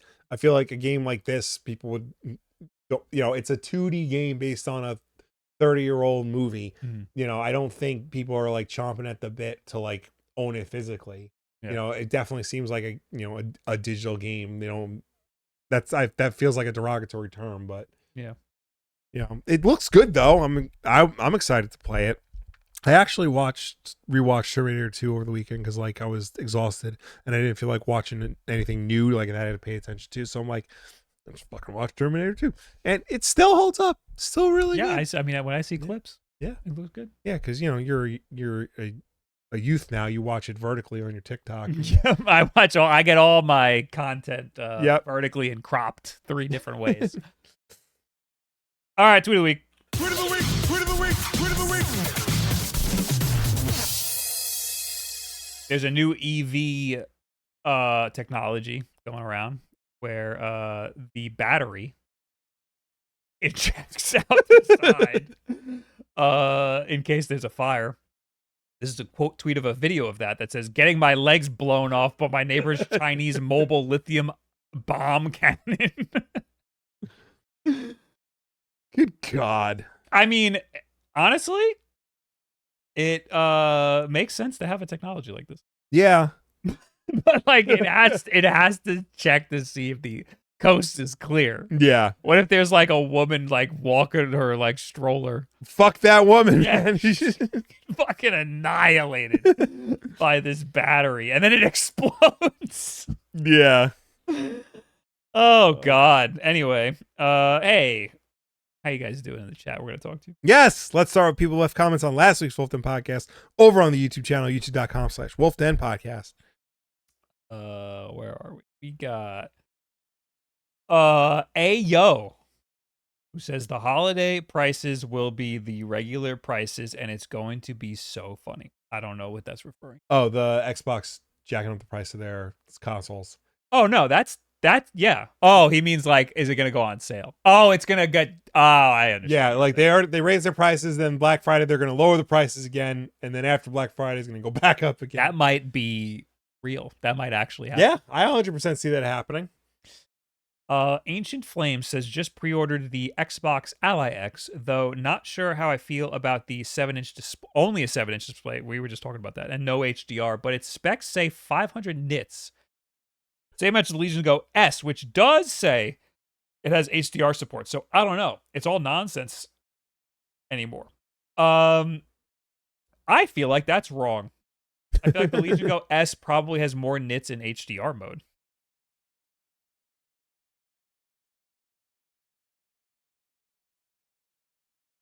Nope, it just says 500 nits. Okay.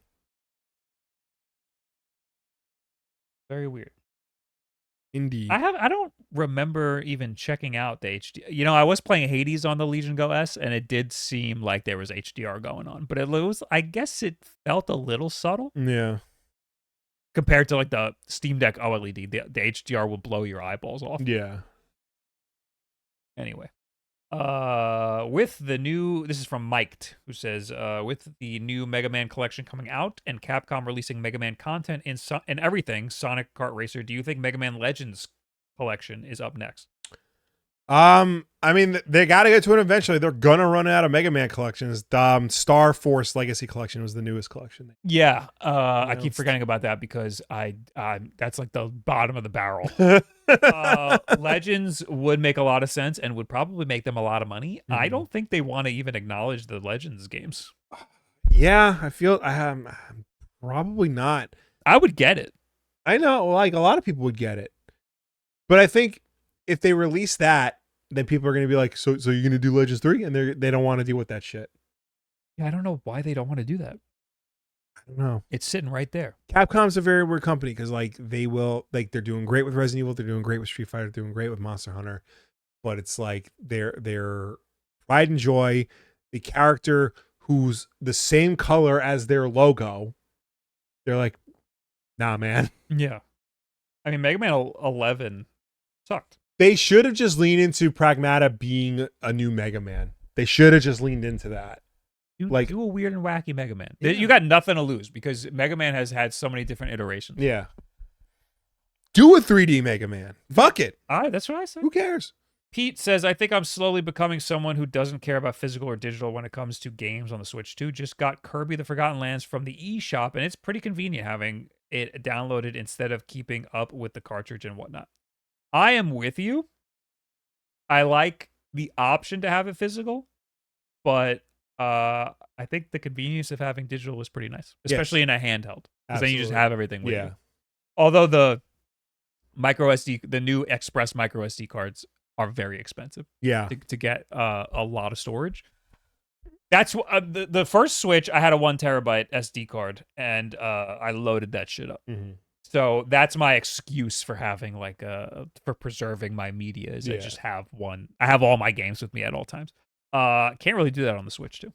Have you tried the Walmart branded micro SD Express cards yet? No. Because people are genuinely like swearing by those.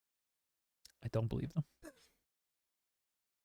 Doomy says Called of Duty nerd and Forever nerd. COD World War II fucking slaps. It was the return to basics COD after 3 straight years of future CODs. However, what makes this game special was it fixed the trash ass loot box system to where you could actually earn everything without paying money. A Destiny hub tower feature. They revamped the entire multiplayer halfway through the year and fixed the slow gameplay and changed the entire game. And even though there was a season pass, gave a ton of free guns, resistance operators for free, and had the legendary 1v1 bit to embarrass your friends, it was also the game that made the Act Man blow up. Why? I understood none of what you just said. Halfway through, I started to fall off. But apparently, Call of Duty World War II is a good game. I mean, I'm sure every Call of Duty game is somebody's like favorite game. Yeah, what's mine? World War II, I think. No, Modern Warfare 2. Modern Warfare 2. Yeah. And that's it. All right. Edward Bova wants us to talk about. We need your almighty game fact wisdom on this article. Here's why controllers have A, B, X, and Y. Oh, A, B, C. This was almost an actual article. So apparently somebody had written into Nintendo Power in 1993 asking why the Super Nintendo controller was ABXY and not ABCD. Mm-hmm. And Nintendo Power answered, according to Lance Barr, product designer of Nintendo of America, the letters X and Y on the Super Nintendo controller were used to correspond with terms commonly used in CAD design and engineering. On the controller, A and B are the primary buttons, while X and Y are the secondary buttons. This is the reason why X and Y buttons are different colors and shaped differently, even though the buttons could have been labeled C and D or something else. And the fact remains that CAD design and video games don't necessarily go hand in hand. X and Y designation seemed the most fitting. That's interesting because you normally end up pressing Y and B the most. Yeah. So kind of doesn't make any sense.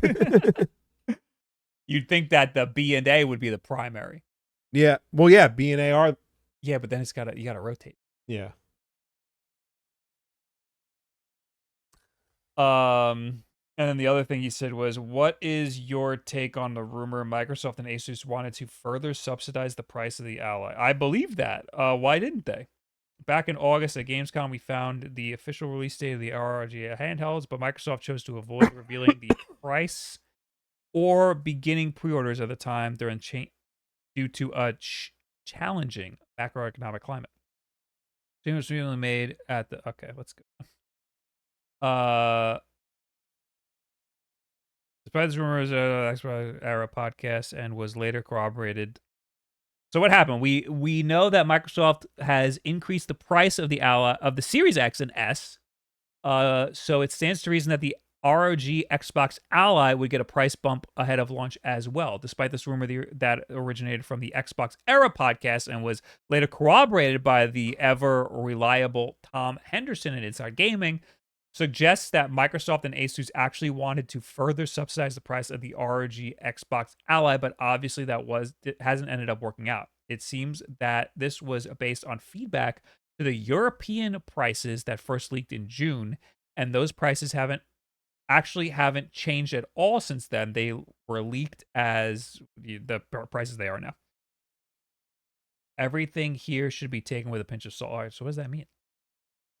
I mean, it just sounds like that they were going to be cheaper. Now they're not. Yeah, but where's the proof that they were going to be cheaper? This decision was seemingly made at the last minute, and that led to Best Buy accidentally leaking the prices for the U.S. market, suggesting that the Ally would cost $550 and the Ally X would be $900. I don't think the Best Buy leak was grounded in any sort of reality. You just think Best Buy leaked it and made up Yeah, the because price? Costco did that with the Switch. It's a retail. It's a guy. It's a pimply teenager who's like, we got to put up a page Right. for this product that's coming out, $500, you know? Right. Okay, fair. But I do think that there exists a world where that could have been the price, and they were all set, like Best Buy had it in their initial system already, and when the market conditions changed, they had to delay it and rethink their strategy, and Best Buy accidentally put it up. For the record, I think that the price that it is now is the subsidized price. Right. I think that they definitely wanted to get the price as low as possible. Mm-hmm. I think that they were probably targeting a lower price back in the day. I just don't think the Best Buy leak is anything to go off of. Okay. You guys think Nintendo will ever do a proper remake instead of the more lazy remasters they normally do? I wouldn't call their remasters lazy. It They depends actually on the do game. put a decent amount into these remasters. Like even like Galaxy looks the same, but there's still like a lot of they polish the shit out of those games to make sure that they work. They're very selective about what they like full on remake, you know? I want Mario 64 completely redone. Yeah. That'd be cool. Like Mario RPG like is a full on remake. It is, but they did a bad job. I don't. It feels like you're playing the Super Nintendo version, with like a coat of paint over it. Okay. It doesn't feel like a new game. How do you know the teenager was pimply? Like you know a little too much about this teenager you speak of. Because I'm speaking from experience. I'm projecting onto this fictional teenager. Hashtag all teenagers are pimply. Bob, did you see the completionist update video? It's a very interesting listen. Yeah, it seems like nothing changed. The only thing that's changed is the public opinion of Carl Jobst and Mudahar. That's the only thing that changed. Yeah. I mean, Carl Jobst is threatening to do a follow-up, a reaction to it.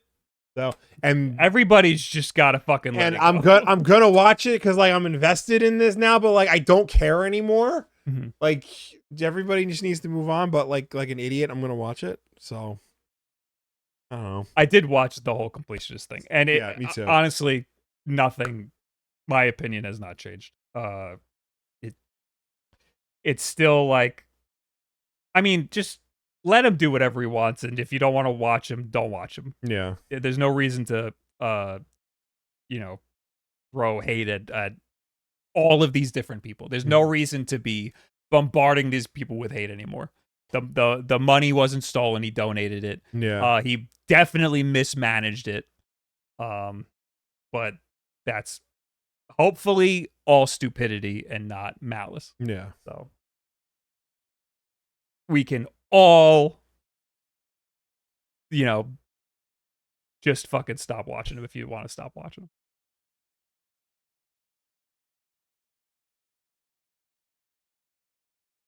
I thought the video gave a better perspective of the Confucius position he was in considering his family dynamic. It didn't seem different at all from the last video that he made. Like, the last video also explained that family dynamic, and it seemed pretty obvious to me that that's what I felt it was family dynamic was. I felt like it was a little bit more clear and a little bit more like in detail about that.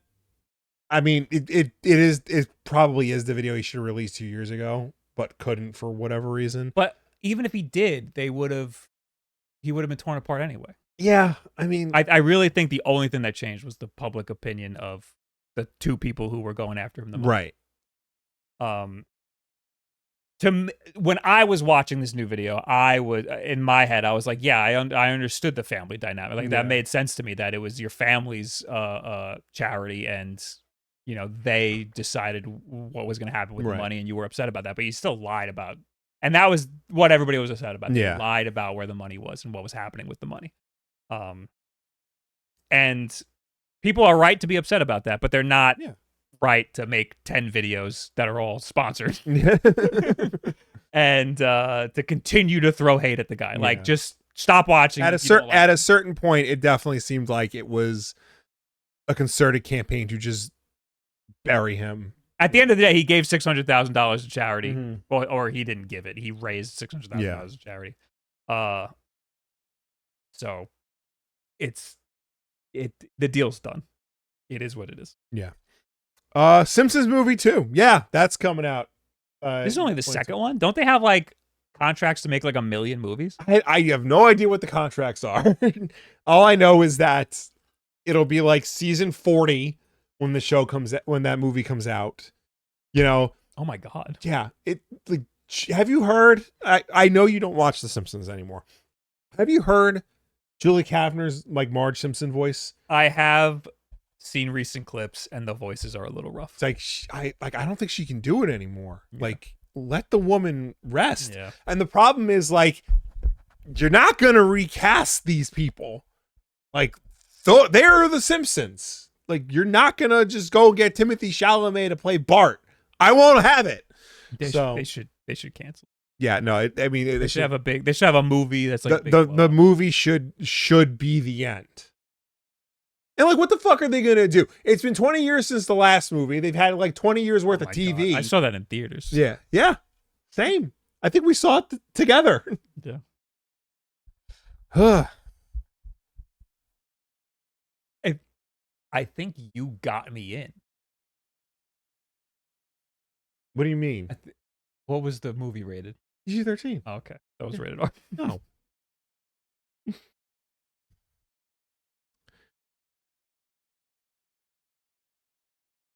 Speaking of Simpsons, the first movie had a joke: Alaska pays its residents to live here, which is mostly true. And funny enough, today we got the annual. Hell yeah. Yeah, Simpson predicted it. Socialism.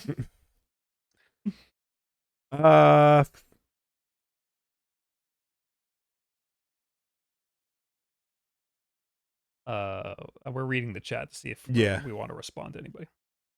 Have you guys seen the Console Heroes Sega Genesis and game cartridge dioramas that came out? I got the Sonic 2 one. Did you give me one? Yeah, I got you the Sonic 3 one. I have it. Yeah. Well, my kids got you that for your birthday, Uncle Bob. I have it upstairs. Yeah, no, they're cool. Mine was Sonic 3. Yeah, yours is Sonic 3 because I know you like Sonic 3. I do like Sonic 3. Thank you so much. If they had a Shinobi one, I would have got you a Shinobi one. It's like a cartridge, and you open it up. Yeah, and it's got a little diorama. They also make like the Genesis, but like I don't know if the Genesis like comes with like anyone cool. Like I think they intend you like to fill it in with your other characters. Yeah. So, Will, did you see them use an AI hologram of Stan Lee at the LA Comic-Con? Yeah, that sucks. That's weird. It's so shitty. It's literally just like an AI video recording of Stan Lee. He was already being exploited before he died. Yes. This would have happened if he was alive. Yeah, that's not so cool. Not cool at all.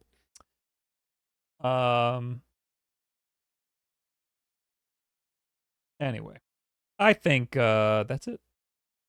Okay. Thanks for hanging out, everybody. Thank you for tuning in. Thank you for watching us. Thank you for chatting with us. As always, the WULFF DEN Podcast is every Tuesday night at 8 p.m. Eastern, right here on twitch.tv/WULFDEN and youtube.com/WULFDEN Podcast. So you can't make the show for any reason at all. We always put the archive version up over on youtube.com/WULFDEN Podcast. So you can go and check us out over there on demand whenever you want. If you prefer to listen to us rather than watch us, you can do that as well, because we're also an audio podcast on any and every podcast service, such as Apple Podcasts, Spotify, YouTube Podcasts, Pocket Cast, Audible.com. The list goes on, but no matter where you get the show from, folks, please be sure to subscribe, rate, and review us, because that helps us with placement on all of those respective platforms. May Pecco, thank you for the 18 months. I am going to try to have a video up on Thursday about these extreme rate shells for the Switch 2. I got a clear one, and I got the Joy-Con shell that has a cutout D-pad. Oh, that'll be interesting. D-pad time. So yeah. Then I'll stream. I don't know what I'll stream. Thanks for being here. Who are we gonna raid? Let me see. AJ. Goodbye. Bye. Forgot how to say goodbye.